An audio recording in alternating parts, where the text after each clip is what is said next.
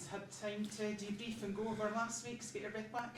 Yeah, I mean, obviously there's a lot of aspects to the game last week. We know the first 60 minutes wasn't probably good enough for us. Not probably, definitely wasn't good enough for our standards. We know what we expect, what the club expects, and we definitely fell short of that at the start of the game. But I think a game is 90 minutes long, and to come back where we did was obviously testament to what we've got in the change room, testament to what we're about. And at the end of the day, yeah, it's 2 points dropped, but it could have been a lot worse. And I think with the way the game finished, it's something we can take into the next one and hopefully start the way that we finished. What do you put that first half down to? Have you been able to? No, I think it's hard. I think if you know that, you'd win every game in the league, obviously. I mean, credit to Motherwell, I thought they played very well. We are obviously just a little bit off it in certain areas, which we need to sort of address, but by the time we sort of got to grips with it, got a really nice goal through Harry. I think the way that we finished the game was mental to think that after we've seen her down, we had a few chances to probably win the game. So it shows that we sort of figured out in the end, mate, yeah, it's probably a bit too late and we need to do better, we know that, but there's definitely things we have to learn, but I think there's definitely positives we can take from the way that we finished the game. There's a lot about just taking your time and just so many new faces, just giving it time to get that consistency throughout the 90 minutes and consistency you need to be. No, I mean, obviously it wasn't a great look being 3-0 down, but the cold light of day, we've played 3 games in the league, we're still undefeated, we've got 7 points. Obviously you get the disappointing result to go out the cup, and then being the 3-0 down, it sort of maybe paints a sort of picture that things haven't been great the last couple of weeks. But I think when you look at the bigger picture, I think we've started the season really, really well. To be sitting where we are with a chance to beat Livingston and go top of the league until the Old Firm game a day later, I think it's a good position to be in. I think we need to take confidence that from the results that we've had and realise that it is actually a good start we've had. Livingston are never an easy team to play. I mean, what are your experiences playing against in the past, and how difficult it's going to be this weekend? Not everybody knows what you're going to get with Livingston, I think, and credit to them. I think they've started playing a little bit more than maybe what teams unfairly say that they do in the past, but Davey's a really good manager. He's got a really well-drilled Livingston side, and he's been there for a long time and knows what he's doing now, and I don't think any teams ever went to the Almond Vale and said they would an easy day of it. We know it's going to be a really tough game, but we believe in what we've got here. We believe if we stick to the sort of principles the manager's put in place, we can come away with a big 3 points. Yeah, how big an opportunity does this feel, given that Rangers and Celtic are playing on the Sunday? You guys are obviously with Livingston, but a big Hearts support going through. Yeah, of course, like, as I say, when you look at where you were after 60 minutes last week, to then get out of the game with a point, the first thing I said sort of in the change room was, if you win next week, this turns into a much bigger point. It turns out to be a very, very good point. To be sitting on 10 points would be absolutely magic after 4 games. We know there's going to be a massive Heart support going through. It's incredible amount of tickets that they've sold, so we're going to be back from the word go, and I think it's really important that we start quick, hopefully get a good, as I say, start to the game, and the result will follow.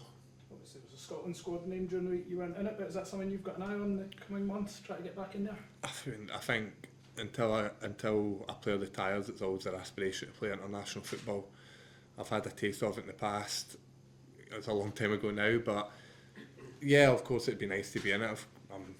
I'd be lying if I sit and say otherwise, but I think for me the most important thing is make sure I play well for Hearts, play well for the manager who's had the faith to bring me here, and that's my bread and butter just now. I want to go out, make sure I perform for the manager, for the club, for the fans here, and then anything that comes off the back of that would be a bonus. But as I say, my bread and butter, as long as I do well for Hearts, then I've done my job in the meantime. How pleased are you with the way this move's working out so far? Yeah, I've said that to everybody. I've absolutely loved it. Obviously, it's a massive decision for me to leave. I know I was only on loan at Kilmarnock, but to leave them after how long I'd spent at the club, I'd be lying if it said it was an easy decision for me. But when you see the stature of a club like Hearts, you know the manager is going to bring you in, and you look at the sort of plans that we've got for the future. It was something that I had to do, and I'm so happy that I made the move. I feel that I've settled in really well. I love everything about the club. I love the sort of ambition that they've got, and I like playing at Tynecastle. Everything about the move has been really good. I'm really, really glad to be here.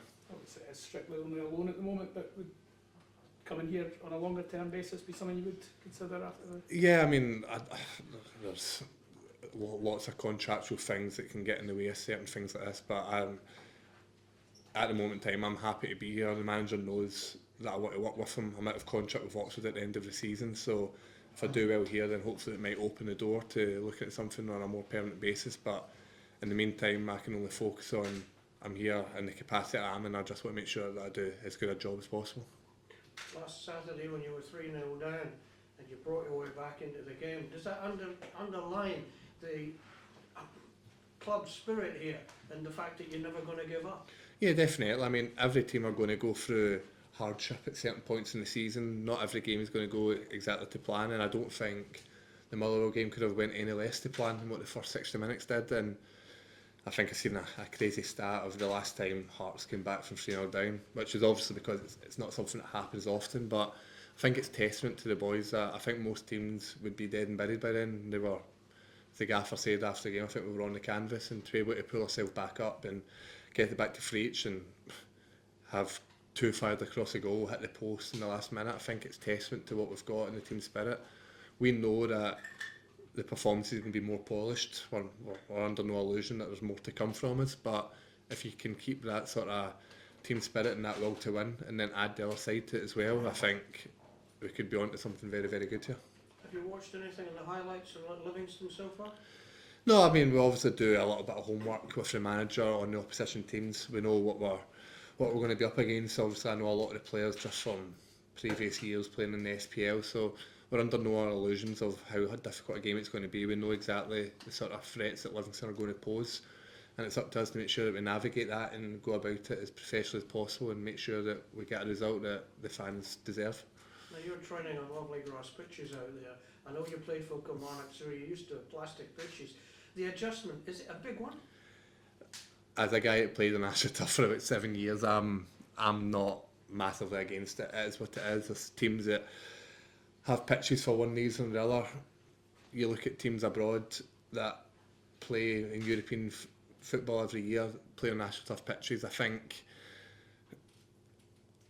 obviously grass is the pitch that people are used to playing on, but for me the pitch is what it is. You go to a certain place, it's the same as playing at a stadium with a bit of a wind behind it. There's different aspects to different pitches. You just have to go out and make sure you implement your game plan and don't look for any excuses. That's the way that I look at it.